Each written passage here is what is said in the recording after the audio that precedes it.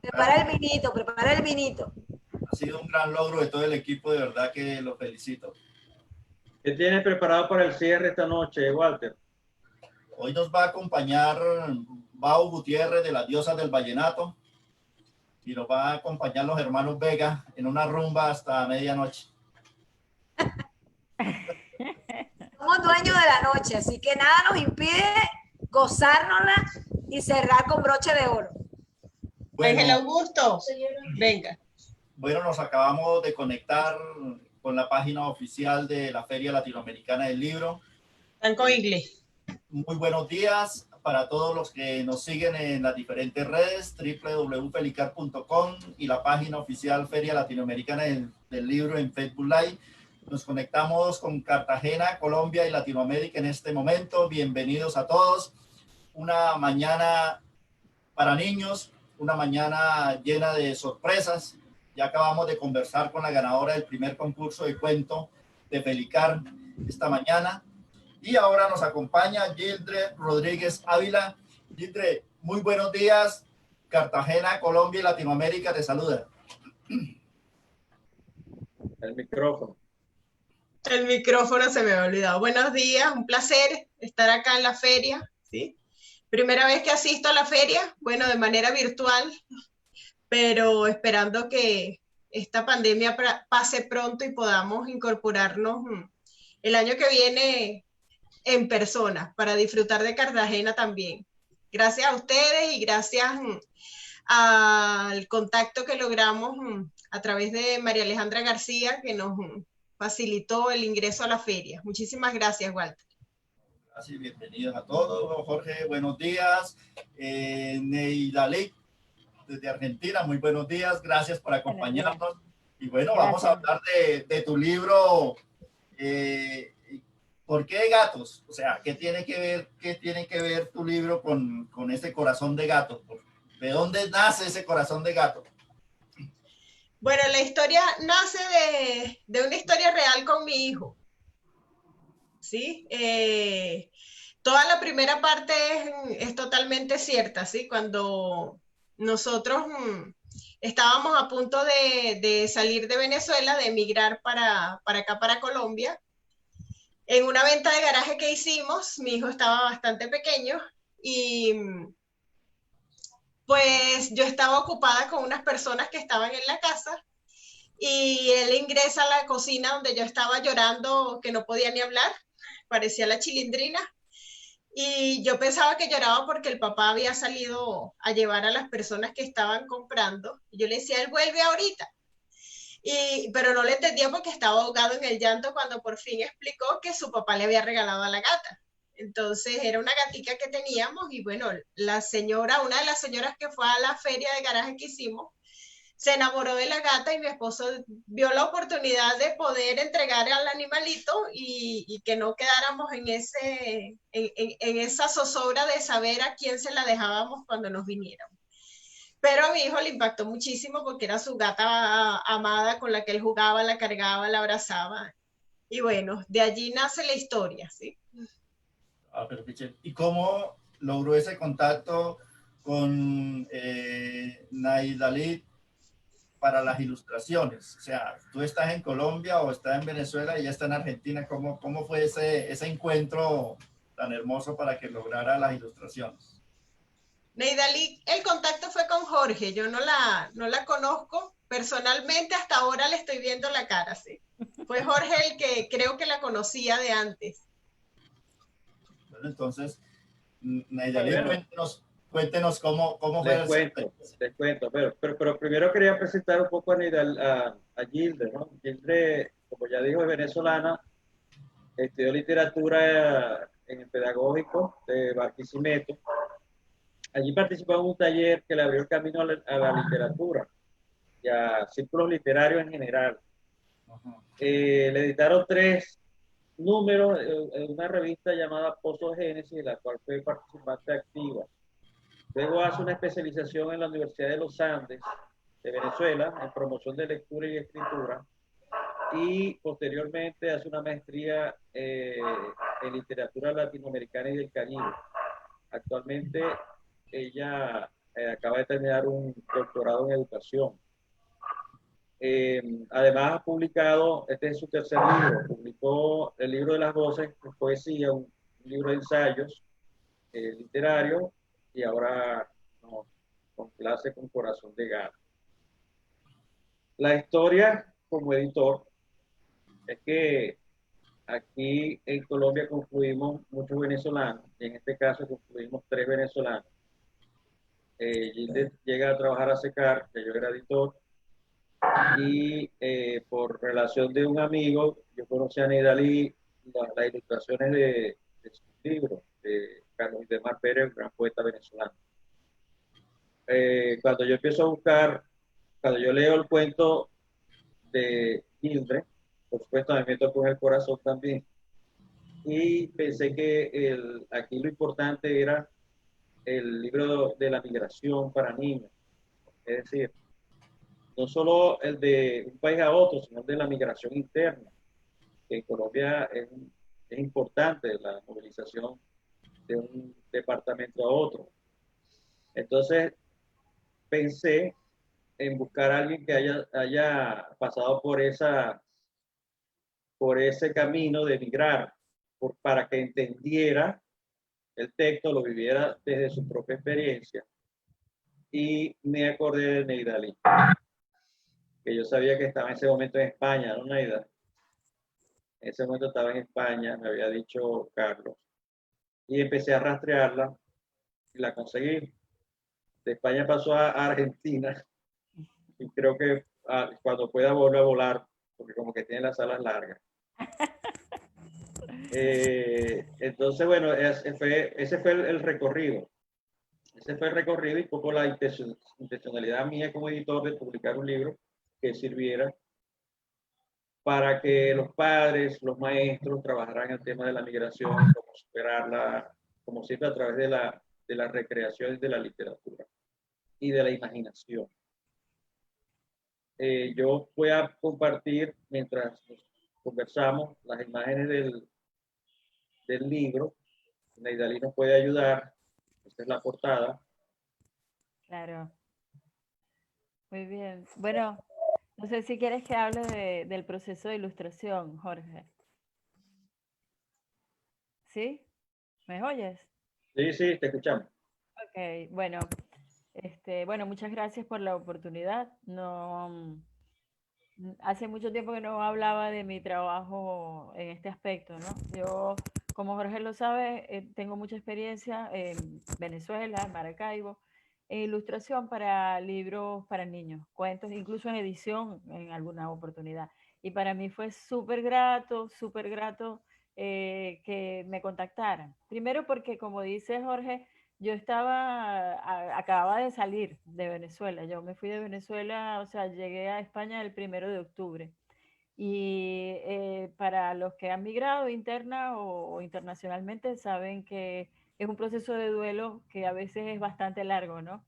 Yo considero que yo todavía estoy en este proceso porque, como dice Jorge, y fui a España y luego decidí, como quien dice, reemigrar a Argentina. Me encantó el cuento de Gildred, en cuanto Jorge me lo pasó, me tocó el corazón. Entiendo que también es un gran aporte para los niños, que yo creo que son unos grandes olvidados en esto de los duelos migratorios. Generalmente se habla de los adultos, pero no sabemos a cuánto tienen que renunciar los niños y cómo los puede afectar y marcar ese proceso. En este caso, la historia de la gata que él tiene que dejar o que su papá regala porque no se la pueden llevar. Yo me sentí totalmente identificada con ese niño porque, bueno, no tengo gata, pero todo lo que nosotros hemos dejado para irnos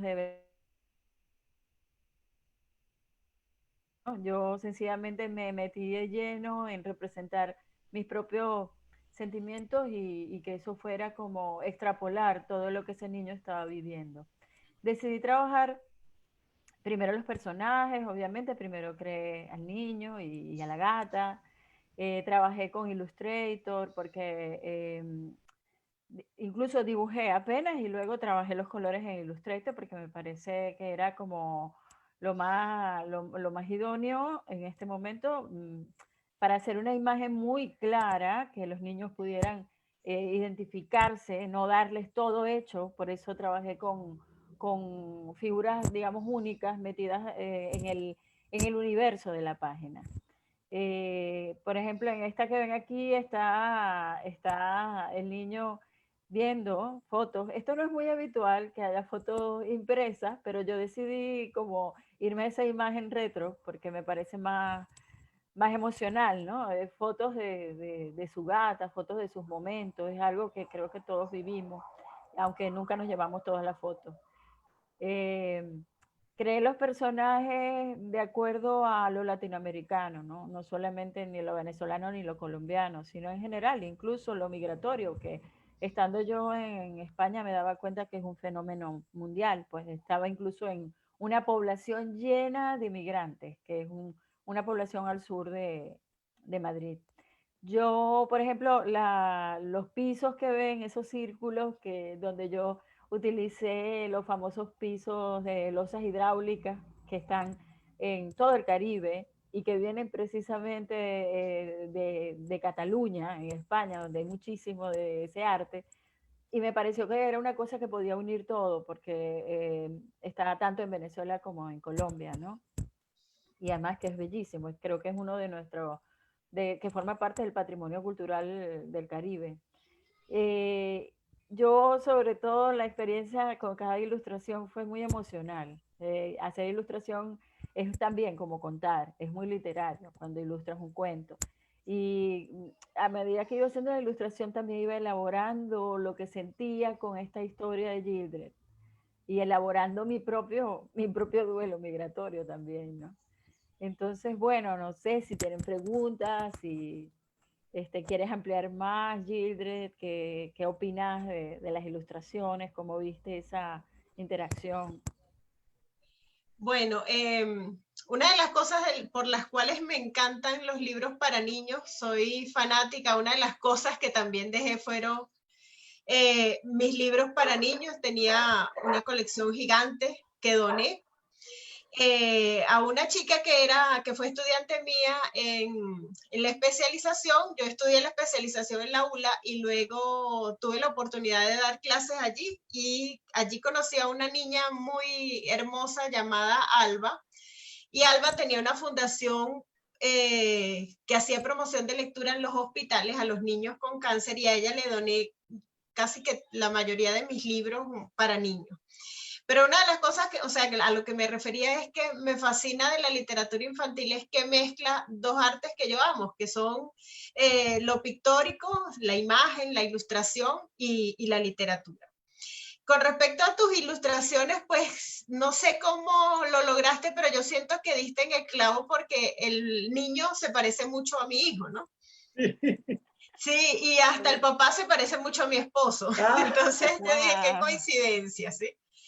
Hay una imagen que todavía me pregunto por qué aparece allí, que es de las primeras, donde aparece una iguana. Yo no sé qué hace el personaje allí metido. Yo sé que los ilustradores tienden a colocar sus propios sellos allí en las Claro. ilustraciones, y me imagino que es un sello tuyo. No, bueno, no es mío, es un sello de Maracaibo. En Maracaibo la iguana es un patrimonio y en todos los patios maracuchos hay iguanas y yo creo que en Colombia también debe haber muchas iguanas. Aquí sí. En el Caribe, Sincelejo, Sí, Montería. eso, totalmente. Entonces, ese es el patio del Caribe, de cualquiera, ¿me entendés? De nuestra zona. Ah, ok. Un Ese es patio hermoso. decente sin iguana, imagínate. Sí, sí, acá hay muchísimas. De hecho, la otra vez en el cuarto de mi hija, debajo de la cama, estaban dos pequeñitas jugando. Eso es comiquísimo.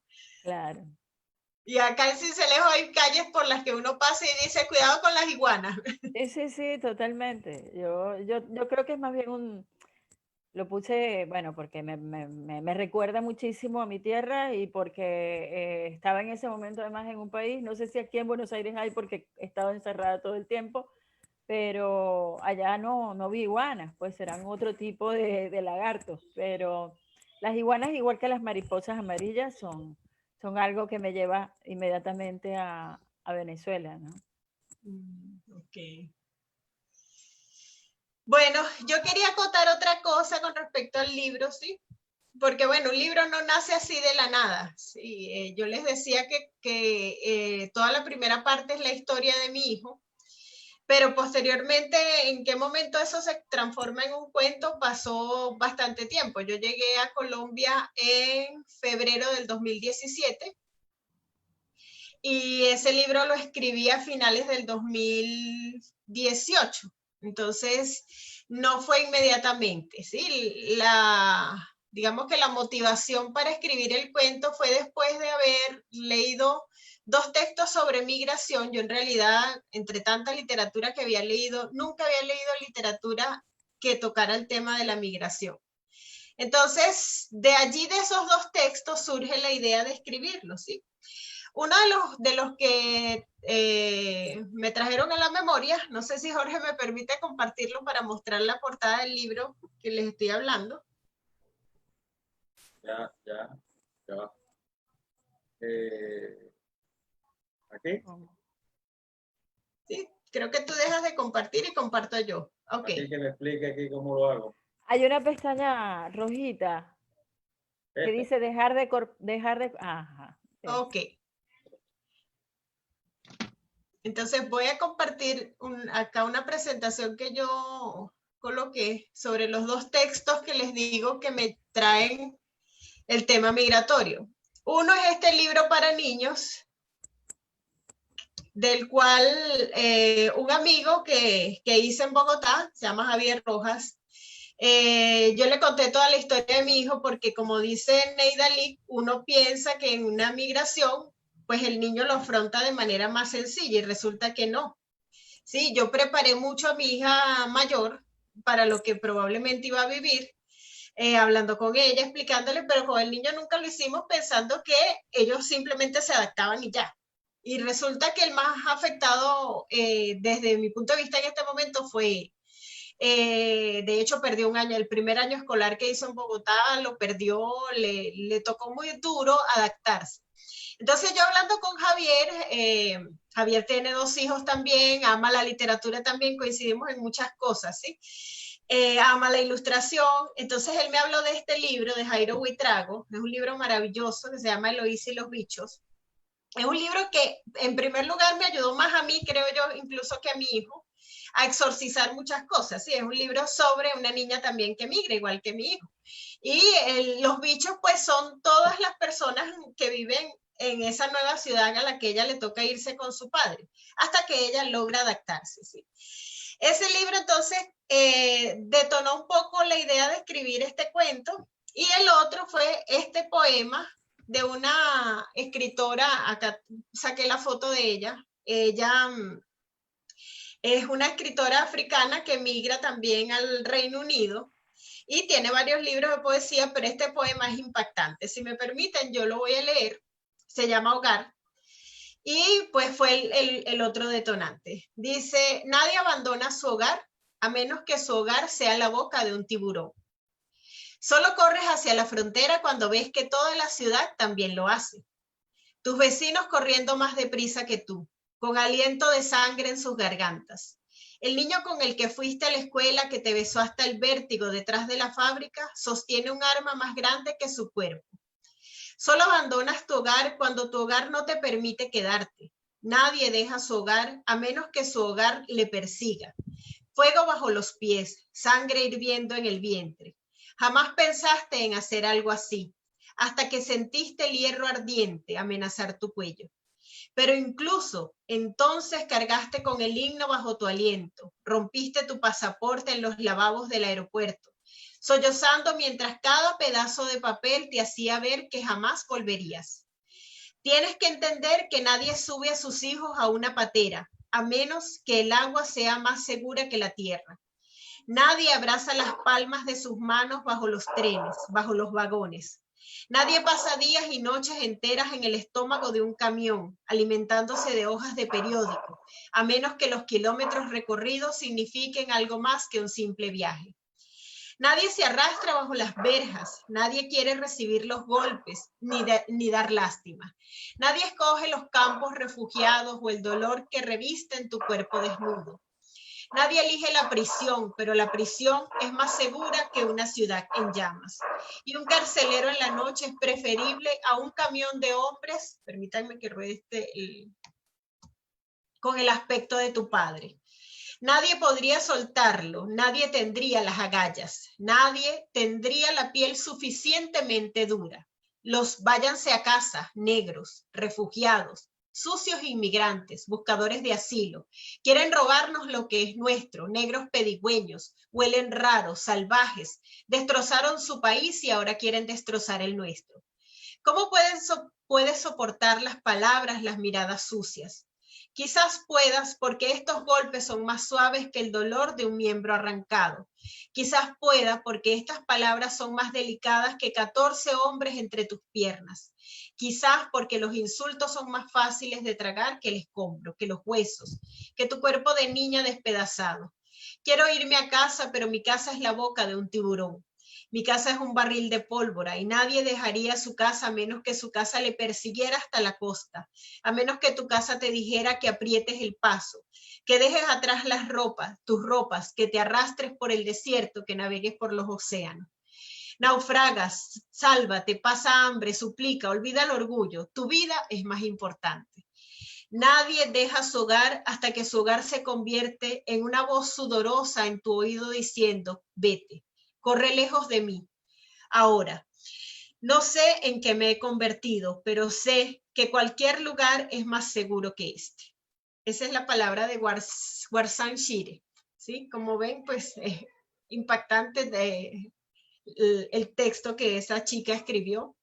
Es una de las pocas cosas que he encontrado en internet para leer de ella, pero de verdad que me encantaría poder leer otras cosas, pero este es un poema realmente duro.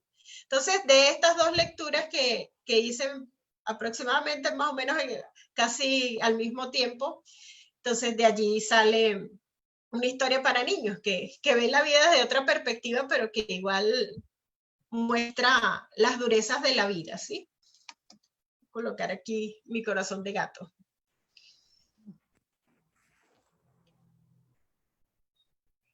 Jorge, estás hablando y creo que tienes el micrófono apagado. Sí.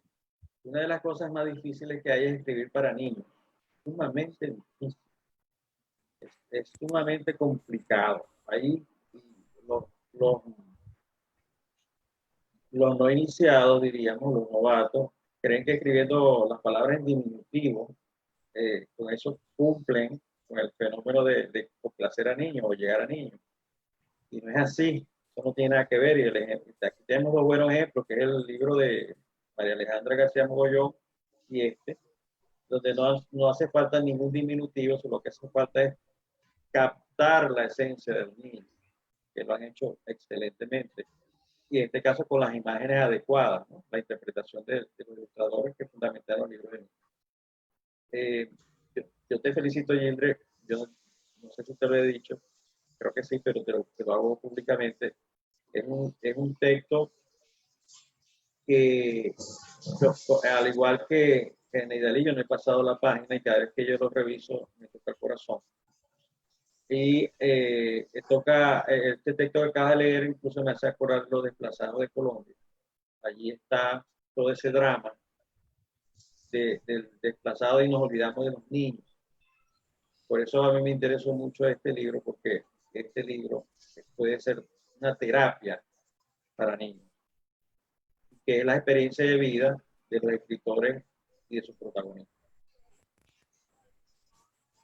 Sí, bueno, yo quería tocar otras cosas con respecto a la literatura para niños, ¿sí? Como les dije, pues yo tuve, digamos que una escuela de la literatura infantil cuando hice la especialización en lectura y escritura. Cuando estaba en el pedagógico, no. No sé, la visión de los profesores de literatura no tienen como, por lo menos los que yo conocí en su mayoría, esa apreciación de la literatura infantil como literatura verdaderamente. Y cuando yo recuerdo haber ingresado al pedagógico, una de las primeras actividades que me tocó hacer en una de las materias que en este momento no me acuerdo cómo se llamaba, pero me la daba una profesora que era poeta, una mujer hermosísima, llamada Olga Marina Mendoza. Yo presenté un cuento para niños que cuando yo era muy chica lo escribí para un concurso infantil y ese cuento ganó un segundo lugar nacional en Venezuela. Yo mantuve durante muchos años el pergamino que me dieron, pero de tanto mudarme, rodar, porque yo no solo he rodado fuera del país, sino dentro de mi propio país. Yo cambié 3 veces de ciudad y allí perdí el pergamino. Pero este cuento, que más que ser un cuento mío, era un cuento de mi mamá cuando nosotros estábamos pequeños. Mi mamá, que era llanera, ¿sí? Y mi tío, que también era llanero, tenían, yo no sé si es una cosa de los llaneros en Venezuela, pero una capacidad de narrar increíble, ¿sí? Ellos podían, literalmente a veces pasaban una noche entera hablando entre los dos, así tuvieran toda la vida conociéndose, hablaban. Yo decía, ¿de dónde sacan tanto cuento? Y mi tío como narrador oral era una cosa maravillosa, se sentaba a hablar y uno no se dormía, ¿sí? Porque uno quedaba fascinado de esas historias de leyendas del llano y esas cosas que él sabía.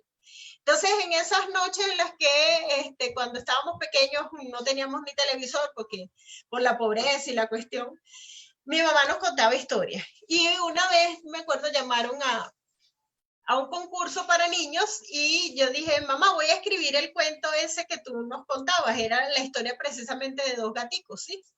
Era un cuento medio racista, en este momento lo veo así, porque era la historia de un gato negro y un gato blanco, y el gato blanco lo adoptan y el gato negro se muere ahogado porque no consigue quien lo adopte, ¿no? Entonces, esta historia, me acuerdo que la entregué al profe que fue a buscar los cuentos cuando pasó por los salones, y después él volvió y dijo que mi cuento había pasado al concurso nacional, pero que yo tenía que escribirlo en máquina. Yo no tenía máquina de escribir.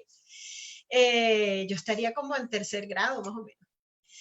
Y una prima me hizo el favor de hacer la transcripción en la máquina y yo lo envié y pasó tiempo, mucho tiempo. O sea, yo creo que pasé de un grado a otro porque mi mamá me decía, ¿y no te han dado respuesta del cuento? Y yo, no me han dicho nada. Un día llegó el profe, el mismo profe, con el pergamino, me dijo que había quedado de segundo lugar, no había ganado el primero, pero que había quedado de segundo. Me dieron un pergamino y me dieron muchos libros, ¿no? De regalo. Me acuerdo que me regalaron unas historias ilustradas que en este momento quisiera haber guardado, de Simón Bolívar. Y yo en ese momento me acuerdo que las leí los libros, pero no sé tampoco qué se hicieron esos textos. Entonces, desde allí, yo ese mismo cuento lo conté en mi primera materia en el pedagógico y la profe pensó que yo me iba a dedicar a escribir para niños. Sin embargo, por esas influencias de los profes posteriores, todos hablaban muy mal de la literatura para niños, como que eso no servía, no era importante, etcétera. Es hasta cuando yo vengo a hacer la especialización en la ULA que me encuentro con unas profes maravillosas que tuve, como la profe Doris Guerrero, que tenía un proyecto de lectura que incluso llegó a ir hasta España a mostrarlo. Se llamaba La Mochila Mágica. Y con la profe Margarita Pacheco, que es una maestra, narradora también, aprendí con ella esa pasión por la literatura. Que yo me reconcilio de nuevo con la literatura para niños y empiezo de nuevo a leer y me enamoré, ¿sí? Me enamoré. Como dice Jorge, no es muy fácil escribir para niños, uno se encuentra con muchos clichés, con temores, ¿sí? Con que no sabe qué temas va a abordar. De pronto hay temas que son cerrados para los niños, ¿sí? Generalmente no hay muchos libros que hablen de cuentos, por ejemplo, sobre la muerte o sobre el sexo. Más bien hoy en día, pues eso ha ido evolucionando un poco, ¿sí? Hay maneras de tocarlo. Digamos, a estas alturas de mi vida, desearía ser ilustradora. Ese trabajo que hace Neidalín me fascina, porque creo que sería lo ideal, que uno escribiera e ilustrara como por ejemplo, como Anthony Brown, que escribía y él mismo hacía sus propios dibujos, o como Chris Van Allsburg, que también tiene unos libros maravillosos en los que él mismo ilustra y él también hace el texto, ¿sí? Pero bueno, Gilde, pero hay muchos de esos que tú dices, no sé si son específicamente, son ilustradores que también se enamoran de la literatura. Yo soy una, yo quisiera, tengo como que guardados esos proyectos y lanzarme también a hacer un libro escrito. Yo creo que es como de vuelta y vuelta la fascinación, ¿no? Sí, qué bien. Sí, bueno, no sé si hay preguntas. Ah, y A mí lo me otro. gustaría, Gildren y Neidalí, que yo sé que Neidalí también ha tenido experiencia como docente en las artes. En el caso de Gildren, hay algo que es importante, y es importante en el grupo de libros que estamos presentando en la feria, que son docentes y son creadores. En el caso de María Alejandra, de Gildre, de Angélica, de María Angélica Sierra Franco. Esta tarde presentamos dos docentes que son creadores. David Herrera Serna, que va a presentar una novela, y Salomón Vergel Montenegro, que va a presentar un libro sumamente extraño. Es prosa, pero es algo interesantísimo. Son docentes y son creadores, son escritores. Háblanos de tu experiencia como docente creador en el aula. Gildre, ¿no? Gildre, primero. Ok. Bueno, el trabajo de creación en el aula a veces, digamos, uno tiene que buscar las maneras de lograr que los chicos produzcan textos creativos, tratando un poco a veces de romper con la formalidad de la enseñanza, ¿sí? Porque hay unos, digamos, unos parámetros a los que uno debe ajustarse como docente que en muchas ocasiones nos encasillan, ¿sí? Nos hacen como una camisa de fuerza que entonces es un poco complejo romper. Yo tengo varias experiencias de trabajos de escrituras con los chicos. Ese taller literario, por ejemplo, en el que participé en el pedagógico, lo inauguramos con un profe que es poeta maravilloso, escritor, un hombre muy sensible hacia la literatura, que se llama Fran Ortiz. Franz, digamos que nos despertó al grupo en general, a los que estábamos con él, éramos como 5 o 6 participantes, a la final quedamos como 4 más o menos, pero nos despertó una pasión por leer poesía, que yo creo que eso nos ayudó mucho a comprender la palabra escrita. Y posteriormente, cuando yo salgo del pedagógico, tuve la oportunidad de trabajar un semestre como profesora del taller literario, porque el profe creo que en ese año se jubiló y nos recomendó a 2 de las participantes que estábamos allí y trabajamos con el taller literario.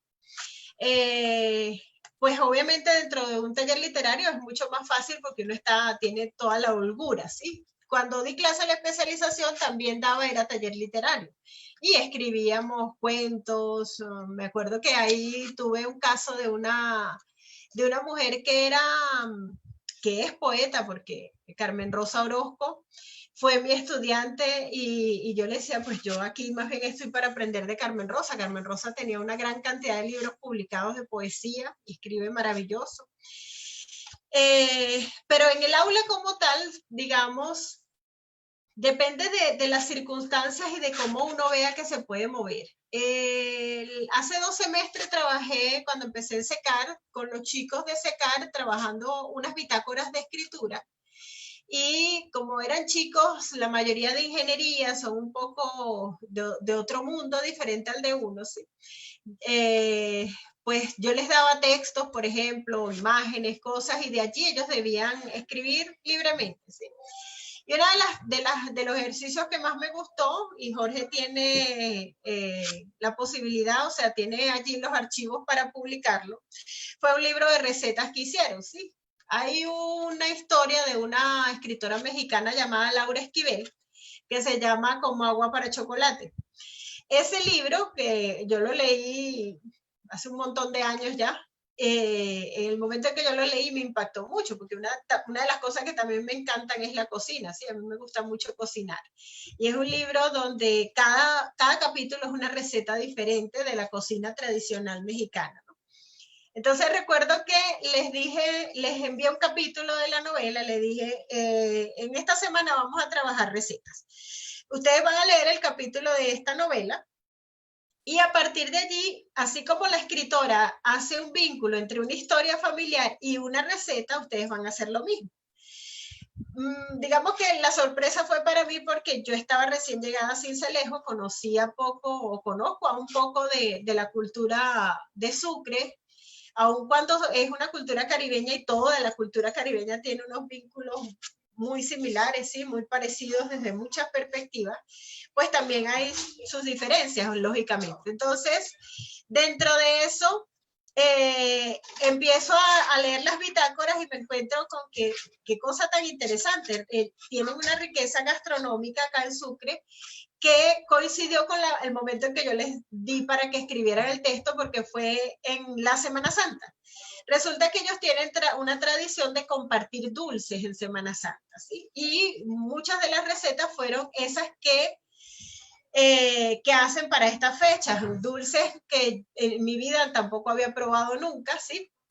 Por ejemplo, hacen dulce de ñame, hacen dulce de papa, hacen dulce de yuca, hacen dulce de una cosa que se llama orejera. Me acuerdo que uno de mis estudiantes me dijo, profe, lo que pasa es que ustedes allá en Venezuela, la orejera creen que es veneno, pero la orejera se come. Y yo le digo, ay, ¿cómo hacen eso? Porque me llamó la atención. Pues es un árbol grande, yo vi el árbol acá en Sincelejo, hay uno, tiene es como una oreja ciertamente seca, y dentro hay unas semillas, ¿sí? Hay que romper, me imagino que hay que hacer un trabajo enorme de romper tantos para poder sacar un dulce. De esa semilla, que es como una almendrita, entonces hacen un dulce, se llama dulce de orejera. Hacen dulce de corozo, que también lo conocí acá, no lo conocía, me encantó el corozo, se hace un jugo divino. Hacen vino de corozo. Entonces, todas esas recetas las recopilé, las que pude, porque algunos de los chicos, o sea, hay un trabajo editorial que Jorge hace formal, ya algunos de los chicos lamentablemente no siguieron en la universidad y no me pudieron firmar el consentimiento de informado para la publicación. Entonces, sin eso no podemos publicarlo, ¿no? Pero hicimos una recopilación. Dime, Walter. Disculpa, yo pienso que podemos quitarlo de la pantalla. Ya no compartimos, no compartimos más. Ya va, déjame ver. Ay Dios, ahora no veo. Walter, quería comentar, mientras Gildre hace eso, que ese trabajo que acaba de hacer, comentar Gildre, va a ser publicado por la editorial, fíjate. Es un trabajo docente muy interesante. Nosotros en la editorial y en la universidad tiene una colección para estudiantes. Una colección en la cual publican los estudiantes completamente sin costo, gratuito. ¿Y qué buscamos? Bueno, buscamos que los muchachos tengan su espacio de creación y su espacio de publicar la creación. Porque muchas veces se hacen cosas en las aulas y quedan en las aulas. Entonces nosotros buscamos darle continuidad al proceso final, que es la publicación y después la promoción. Pero en ese recorrido, indudablemente que hay un proceso entonces de redacción, de razonamiento, de creación, en este caso, de un poco de fortalecimiento de la tradición de la culinaria del departamento. Es decir, es algo así como que todo es valioso, todo el proceso es valioso. Porque, sí, y esa es una de las intencionalidades de SECAR y de la editorial. Jorge, tengo en el interno a muchos niños y docentes conectados y ellos quieren escuchar el cuento. Quieren escuchar que leas el cuento. Ok, sí. Bueno, lo otro que les quería comentar, este es mi otro libro publicado, no sé si se alcanza a ver, es un libro de poesía, se llama El Libro de las Voces, es un libro que me publicaron en el año 2004 en San Cristóbal, por el Árbol Editores. El Árbol era dirigido, o es dirigido porque todavía con las dificultades, la editorial se mantiene por el poeta Ernesto Orozco, que va a estar en la feria en el Festival de Poesía de Medellín que viene próximamente, ¿sí? Bueno, voy a buscar el libro. Ahora sí lo vuelvo a compartir, me imagino. Claro, y lo vas leyendo. Hay muchos niños y docentes que están pendientes de conocer el libro y las ilustraciones en medida que vas leyendo, lo vas Ok. compartiendo.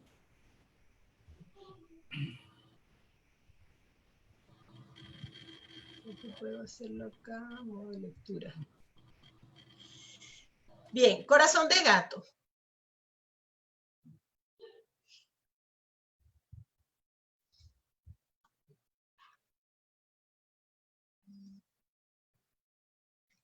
Javier tenía 4 años cuando papá regaló a su gatita Lana. Lana y Javier compartían tardes. Lana lo esperaba a su regreso de la escuela. Se sentaba junto a él mientras almorzaba. Lana lo acompañaba al fondo de la cama en su tapetito mientras Javier hacía la siesta. Lana iba con él a todas partes. Javier le sobaba su delicado y sedoso pelo. Javier conserva fotos junto a Lana. Pero papá un día la regaló. Javier lloraba desconsolado. No podía entender. Papá intentaba explicarle que a donde irían, Lana no podía ir. Javier y sus padres se cambiaron de casa, de pueblo, de país. Javier no entendió nunca por qué si en el nuevo país lo recibieron a él y a sus papis, por qué Lana no pudo venir. Papá le ofreció un nuevo gatito en la nueva casa, en la nueva ciudad, en el nuevo país.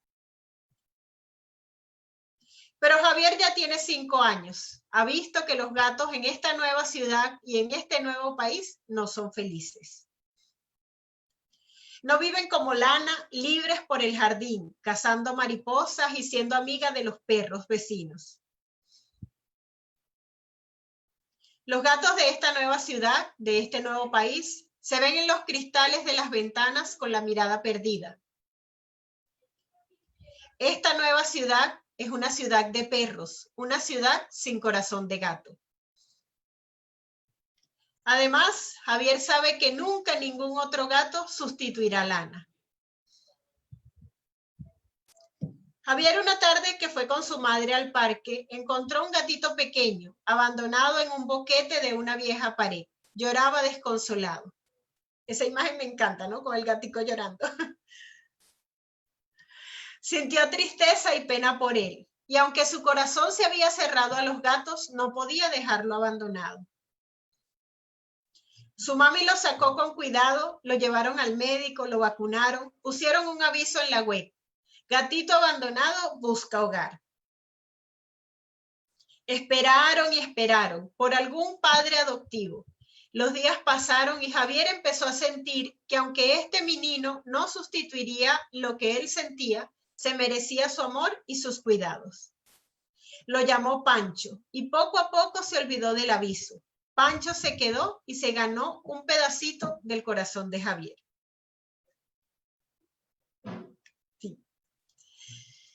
Y bueno, esta parte también es porque cuando nosotros llegamos a Bogotá es una ciudad de perros, ¿sí?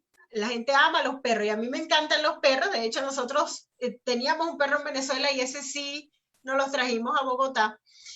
Pero los gatos, la mayoría los llevan con cadenas o uno los ve detrás de los cristales de las ventanas, ¿sí? No, los gatos no andan libres en la calle, por lo menos donde yo vivía en Venezuela era una urbanización cerrada y allá todo el mundo tenía perros y gatos y todos andaban libres y entraban a las casas, ¿sí? En mi casa la pasaban los de los vecinos, los míos iban a las otras y eran libres. En cambio, en Bogotá eso no se puede hacer porque si no, o se te pierde o se lo roban, te lo matan. Entonces, los gatos viven encerrados. Bueno, decirte que en Madrid, donde estaba yo cuando empecé a hacer las ilustraciones, es igual, Gildred. Lo que ves son perros. Todo el tiempo que estuve allá vi un solo gato que a veces estaba en el parque frente al edificio donde yo vivía, pero era una ciudad de perros total, es una ciudad de perros. Lo entendí perfecto. Eso es lo más interesante, ¿no? Una ciudad de perros, una ciudad de gatos, eso llama la atención. Gildred, ¿cómo estás? Buenos días Bien. para todos. He estado Buenos aquí escuchándolas. Yo soy amante de los gatos, amo profundamente los gatos, amo los perros, crecí con una mascota, un pastor alemán. Sin embargo, tengo cierta conexión muy específica con los gatos. Considera, porque acaba de decir que usted es amante de los perros, desde luego de los gatos, también porque está escribiendo. ¿Cree que hay alguna conexión en el tema a través de este cuento, alguna conexión directamente con, entre la mascota y los niños? Por supuesto, sí. De hecho, yo tuve un gato, sí. De mi familia yo soy la única que ama los gatos, sí. Mi mamá, no sé, ella tenía, la mayoría de mi mamá y mis tías como miedo a los gatos, pero yo nunca les tuve miedo y desde que me mudé sola empecé a tener gatos.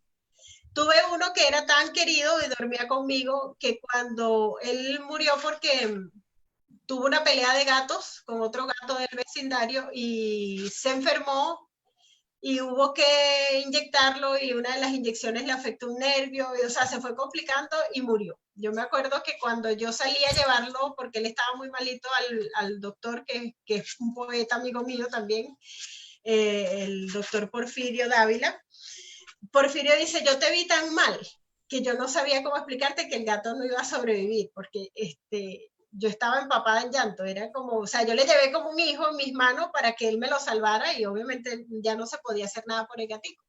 Yo estaba embarazada de mi hijo, el dueño de Lana, y mi mamá, que todavía estaba viva, me llamaba y me decía, ya deja de llorar, que eso le hace daño al bebé, y yo no podía parar de llorar. Eso fue un luto exactamente igual como el luto que uno siente por la muerte de un familiar. Entonces, yo creo que de allí le viene esa conexión a mi hijo con los gatos, él también los ama, le gustan mucho más que los perros, probablemente porque desde pequeño estuvo entre gatos, y creo que desde ese momento no hemos dejado de tener. Acá en Sincelejo, llegando, me regalaron uno y yo no sabía que acá envenenaban a los gatos, ¿sí? Mi gatico salía en las noches y una madrugada llegó muerto ya prácticamente y me dolió muchísimo también.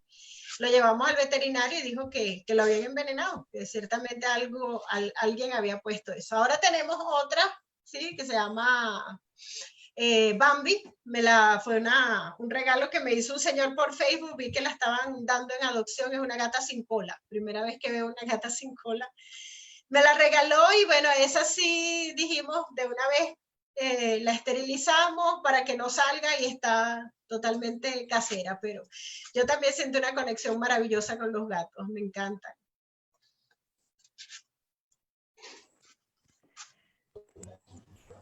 Pues qué maravilloso, porque la Feria Latinoamericana del Libro, como ya lo han podido estar en toda nuestra programación, que hoy estamos en el último día de la feria, por esta versión, porque van a seguir teniendo actividades de parte nuestra. Ha sido muy, muy importante el espacio de los niños.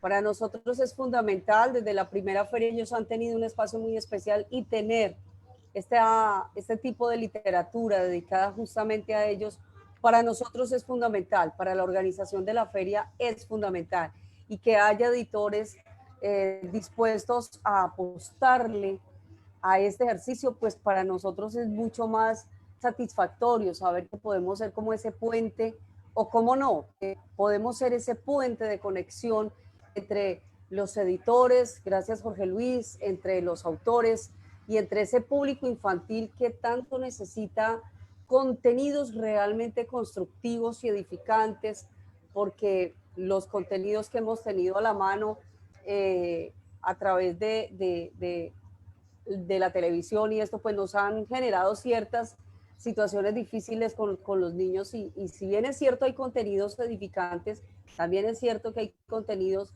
que no aportan tanto como quisiéramos. Entonces, desde la feria para nosotros realmente es una alegría muy grande, Gildred, este tipo de contenidos.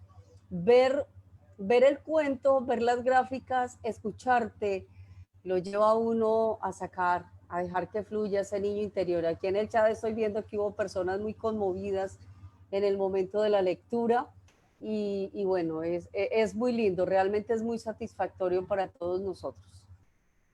Ah, yo no veo el chat. Gracias, Judy.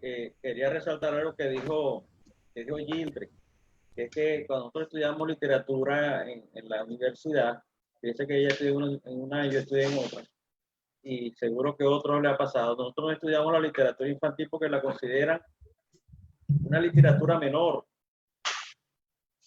de segunda categoría, pero resulta que los libros más hermosos son los de literatura infantil. Nosotros en Venezuela tenemos una colección de Caré donde están los mitos y leyendas y son hermosísimos. Y te para los pelos ver esas imágenes. Eso es una deuda que yo tengo. Por eso es que yo estoy promocionando. Yo tengo 3 libros de literatura infantil. Este es el tercero. Y el primero va dirigido, le escribió Olga Lucía Bustamante, es dirigido a la prevención del abuso sexual. Fíjate lo importante. Importantísimo. Y no puede ser, y te doy las gracias por dedicarle este espacio a la literatura infantil en la feria, porque tenemos que darle el lugar que tiene la literatura infantil, que no es ni más ni menos, es el lugar. Gracias por eso. Bueno, me hace recordar que conozco un taller en la ciudad de Calarcá y es una poeta muy querida, Viviana Bernal, de pronto sí han oído hablar de ella. Ella tiene un taller literal, literatura infantil, y con ellos ha construido incluso ya varios textos publicados donde los niños permanentemente están en esa escuela de construcción literaria. Es muy lindo, vale la pena conocerlo. Y tienen ya varias publicaciones de poesía hecha con niños, dirigida a niños, es bellísima, y así también pues construcción de cuentos, es muy bello, realmente es muy bello, y pienso que no es menor, al contrario, debería de ser mucho más importante que todos los otros géneros literarios, porque estamos hablando de construcción, de edificación y de formación de nuevos talentos. Sí, bueno, yo quisiera agregar algo a eso, no es solo nuevos talentos, sino que así como el arte en general es súper importante en la formación de los niños, que serán los futuros ciudadanos, y hay muchos talleres de artes plásticas para niños, tal vez hay menos literarios y eso se siente, y es increíble que se haga esta labor, ¿no? Y que Gildred, que es docente, además lo puede extender. E incluso podrían haber talleres que fueran para escribir cuentos e ilustrarlos ellos mismos, que los hay para adolescentes, para niños hay menos. Claro que sí. A propósito, ahorita a las 11 nos vamos a conectar con Liz Marcano de los Estados Unidos, que también va a presentar un libro para niños de los zapatos mágicos. Y qué rico estos espacios en la jornada de la feria, todos los días de 9 a 12 del día, toda la actividad para niños. Entonces, te agradezco, Gildred, por este espacio tan bonito. A Neidalí, muchísimas gracias. Feliz por esas ilustraciones. Y Jorge, gracias por permitirnos nutrirnos un poquito más de lo que es la literatura infantil. Y ya sabe que cuenta con todas las plataformas de la Feria Latinoamericana del Libro para mostrar más escritores, ilustradores, gestores culturales, artistas plásticos. Esa es la idea. Gracias a ustedes por el espacio. Oh, muchísimas gracias. Y esperamos tenerlos pronto nuevamente en los especiales con SECAP, con toda esa cantidad de artistas que tienen. Muchísimas gracias por acompañarnos. Gracias a ustedes. Gracias a todos, muy amables. Gracias, Walter. Gracias, que estén muy bien. Un abrazo. Chao, Judith. Igual. Gracias.